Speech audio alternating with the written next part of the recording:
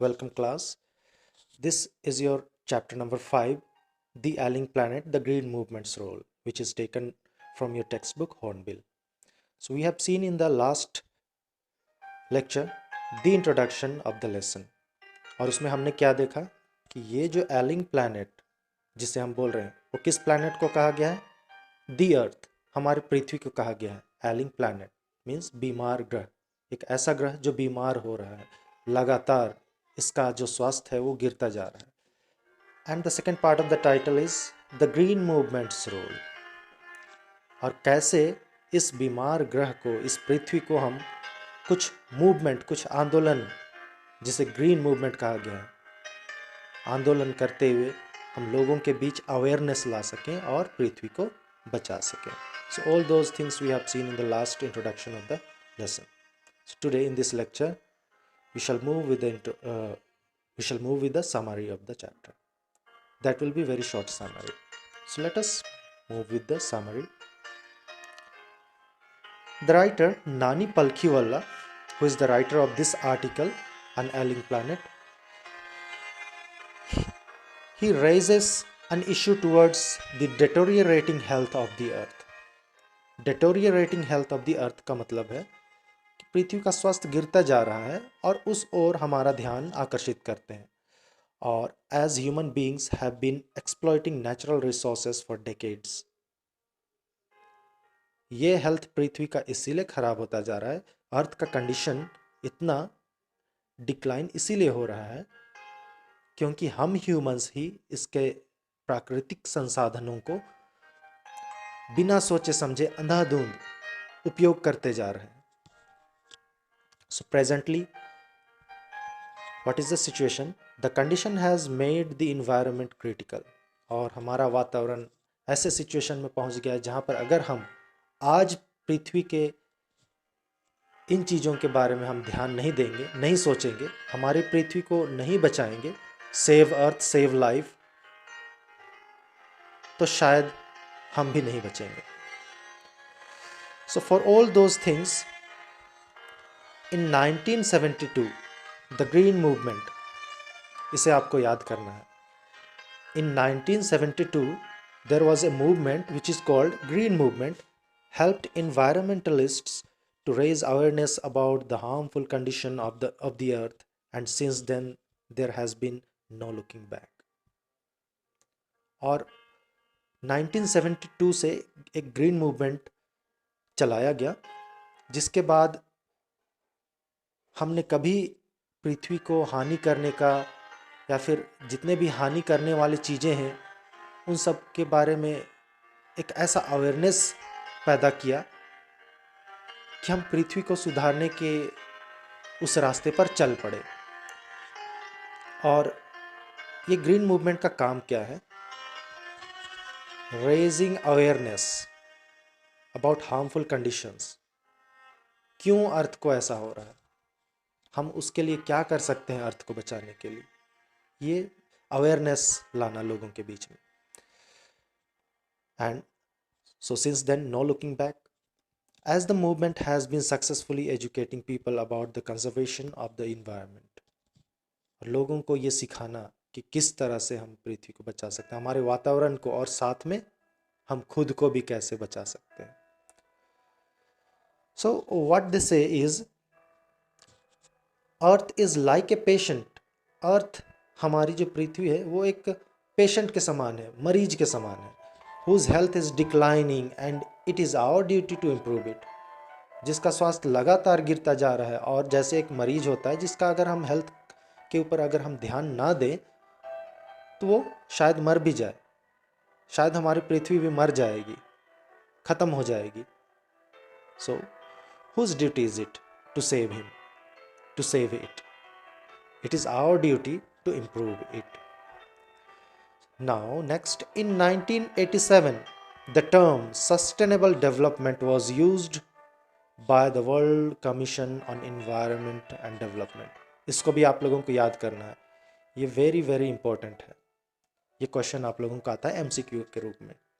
सो इन 1987 एक term sustainable development ये उपयोग किया गया किसके द्वारा?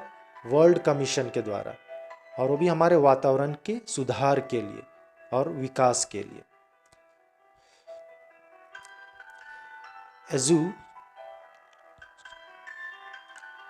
A zoo in Lakasa, Zambia, has a cage in which a sign reads the world's most dangerous animal. ये भी आप लोगों को एग्जाम में आता है क्वेश्चन के रूप में। यहाँ एक जू है, एक चिड़ियाघर है जाम्बिया देश में, वहाँ के इलाके का नाम है लकासा यहाँ पर, और वहाँ एक पिंजरा है, एक केज है, और केज में कुछ लिखा हुआ है, the world's most dangerous animal, दुनिया का सबसे खतरनाक जानवर। उस चिड़ियाघर में, वो पिंजरे में वो कैद है, और वहाँ लिखा हुआ है कि ये दुनिया का सबसे खतरनाक जानवर है। और वो कौन है, आगे हम देखते हैं। And inside there is a mirror, और अंदर में उस केज में, उस पिंजरे में एक मिरर को रख दिया गया है, एक दर्पण को रख दिया गया है। तब जब भी कोई मनुष्य उस पिंजरे में देखेगा कि सबसे खतरनाक जानवर कौन है, तो उसे मिरर में अपना ही इमेज दिखाई देगा, और तब हम क्या समझेंगे कि दुनिया का सबसे खतरनाक, the world's most dangerous animal is human himself, a man himself, because we humans are responsible for the declining health of the earth. So that is the message. It gives a message that human beings are the most dangerous animal. You have to remember this. Now next, there is a name of a commission. It is given here. Branded Commission raised a question. एक समिति बनी जिन्होंने सवाल खड़ा किया कि are we to leave our successors a scorched planet of advancing deserts, impoverished landscape and ailing environment? जो समिति बनी अभी तक में पृथ्वी के हेल्थ को सुधारने के लिए, उनमें से एक कमीशन था ब्रांडेड कमीशन, जिन्होंने ये सवाल लोगों के सामने लाया कि क्या आज हम जो जीवन जी रहे हैं, हमारे बाद आने वाले जो हैं उनके लिए हम ये पृथ्वी पूरा उजाड़, बंजर और बीमार छोड़ करके जाएंगे? क्योंकि हम भी तो आज जो जी रहे हैं, हमारे से पहले जो हमारे पूर्वज थे, उन्होंने इस धरती पर कदम रखा, वो जीवन जी कर चले गए, उन्होंने जो छोड़ा है हमारे लिए बहुत सुंदर चीज़ें छोड़ी। लेकिन आज हम ह्यूमंस इतने सेल्फिश हो गए हैं, we humans are so selfish, so full of greed that we are not leaving any natural resources as it is, which is very good, but we are deteriorating all those natural resources. So ये सवाल है, आप अपने आने वाले पीढ़ी के लिए क्या छोड़ जाएंगे? So after this, the writer moves with some of the issues and solutions. So the writer moves with, there are 4 principal biological systems that form the foundation of the global economic system. और ये बताते हैं कि यहाँ पर कुछ 4 principal हैं biological system के, जिनको भी आपको याद करना है। दोज आर फिशरीज, मीन्स जितने भी फिश या उस तरह के एनिमल्स हैं, सी एनिमल्स। ग्रास लैंड्स, जितने भी घास फूस वाले प्रकृति में हैं पौधे, पेड़ पौधे, और जो भी यहाँ तक कि काई वगैरह भी। फॉरेस्ट्स, जितने भी जंगलें हैं, तरह तरह के जंगल हैं। नेक्स्ट, क्रॉपलैंड्स, जितने भी फसल हैं।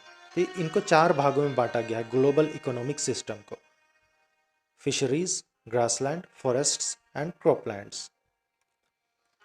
And writer says these 4 systems also provide food and raw materials for industries except for minerals and synthetics.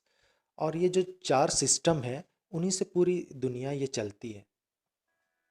हमारी पृथ्वी की, जिसमें कि हो सकता है इंडस्ट्री भी है, और हम लोगों को जितना भी खाना पीना पहनना ओढ़ना सारा कुछ इन्हीं सिस्टम से चलता है.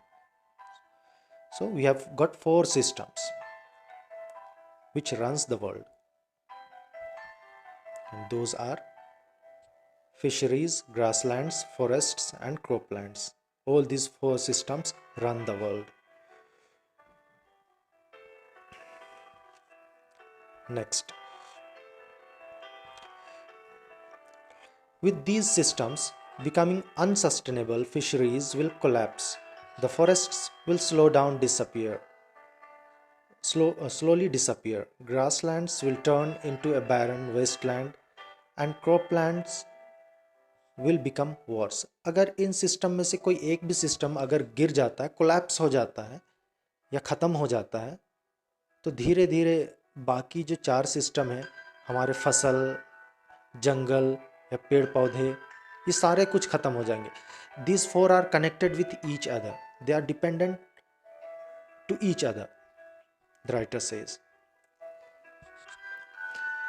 And in poor countries, forests are being cut down for full wood which is used for cooking purposes. और धीरे धीरे राइटर ये बताना चाह रहे हैं कि कैसे क्या होता है कि हमारा ये 4 सिस्टम ख़त्म होता जा रहा है, क्योंकि पुअर कंट्रीज़ में लोग लकड़ियों को आग जलाने के लिए यूज़ करते हैं, कुकिंग के लिए यूज़ करते हैं. There are some areas where the cost of fuel wood is more than the cost of food.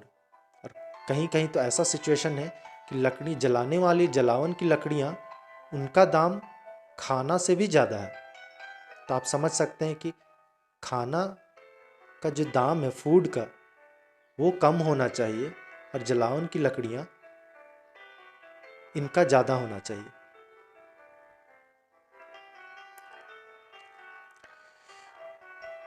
It is leading to deforestation at an alarming rate.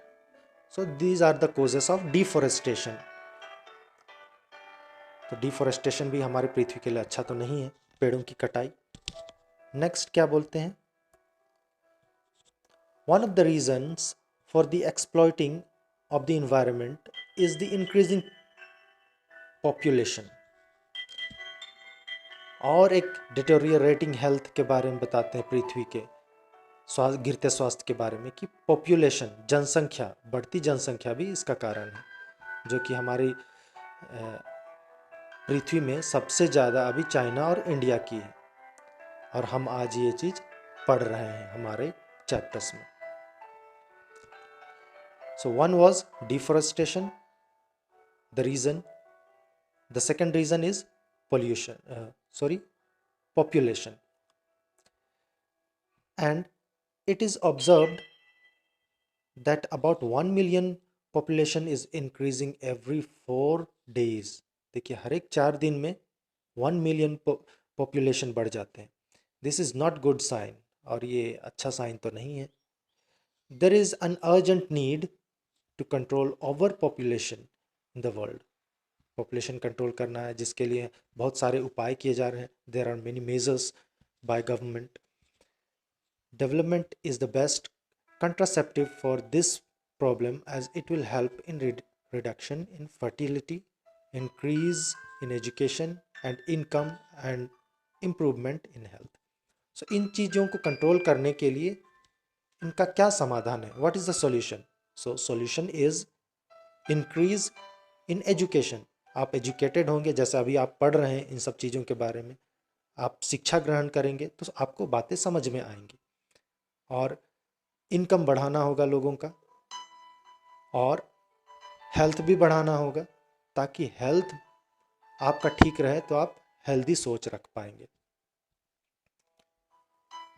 Now as a conclusion, what writer says, he draws our attention that we must see the world as a whole. हम लोगों को दुनिया को, पूरी दुनिया को एक नज़र से देखना चाहिए. एक नज़र से कहने का मतलब है कि हम ऐसा ना सोचें कि दुनिया के किसी भाग में अगर पानी नहीं मिल रहा है, सूखा पड़ रहा है, तो हमारे लिए तो वैसा सूखा नहीं है और हम खुशी मनाएं. अगर दुनिया के किसी एक भाग में लोगों को तकलीफ़ हो रही है, तो हम ऐसा ना सोचे कि हम तो तकलीफ में नहीं हैं, एक्चुअली में दुनिया एक ही है. So we should see the world as a whole and not as dissociated parts. It is a holistic and ecological view. और अगर ऐसा नज़रिया हम रखेंगे, जियो और जीने दो, या फिर अगर औरों के तकलीफ़ को दुनिया में किसी और जगह पर कोई नेचुरल डिज़ास्टर आ रहे हैं, उन चीज़ को हम अपने से जोड़ कर देखेंगे कि ये हमारे पृथ्वी पर हो रही है कहीं भी, तो ये मेरे लिए ही हो रहा है. तब हम जाकर एक नया सोच, एक न्यू थिंकिंग डेवलप कर पाएंगे पृथ्वी के लिए, अर्थ के लिए. According to Lester Brown, we have not inherited the earth from our forefathers, but we have borrowed it from our future generation. और एक राइटर हैं लेस्टर ब्राउन, इन्वायरमेंटलिस्ट हैं. उन्होंने क्या कहा है, ये भी आता है एग्ज़ाम में, कि ये जो पृथ्वी है हमें विरासत में नहीं मिली है. विरासत में कहने का मतलब कि है कि आप अपने फादर से जो भी चीज़ आपको मिलती है वो आपका विरासत हो गया, और उसको हम जैसा चाहें यूज़ कर सकते हैं. So this earth is not inherited from our forefathers, but we have borrowed it from our future generation. लेकिन हमारी आने वाली पीढ़ी से हम लोगों ने इसे उधार लिया है. ऐसा अगर समझेंगे तभी जाकर के हम एक नया सोच ला पाएंगे और हम अंदर से प्रेरित हो पाएंगे. We will be inspired from our inner heart to save the earth. So this is all about how we can protect our ailing planet, how we can save our earth. So the chapter ends with save earth, save life. So I end the lecture here. Thank you very much.